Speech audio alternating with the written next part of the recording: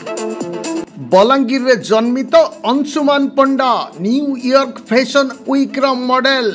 विशिष्ट कोसली कवि तथा ऐतिहासिक डॉक्टर शशांक शेखर पंडा और बलांगीर महिला महाविद्यालय मनस्तत्व विभाग अवसर प्राप्त श्रीमती जगदम्बा मिश्र सुपुत्र युव इंजीनियर अंशुमान युक्तराष्ट्र अमेरिकार न्यूयॉर्क महानगरी गोथाम हॉल रे स्वतंत्र भारतीय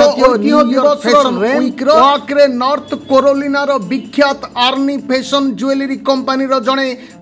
पुरुष मॉडल भावरे पारंपरिक भारतीय पोशाक धोती और संबलपुरी कुर्ता परिधान करी भारतीय अलंकार को विश्व रे प्रचार प्रसार करथिले। एही क्रम रे हजार हजार प्रतियोगी मानक मध्य समग्र विश्व रे विभिन्न स्तरीय प्रतियोगिता अनुष्ठित होइतबा बेले अंशुमान सेप्टेम्बर 13 तारिख दिन एही उत्सव रे भाग नेबा पई मनोनीत हेबा परे बलांगीर सह समग्र ओडिसा रे खुशीर लहरी खेली जाइछि।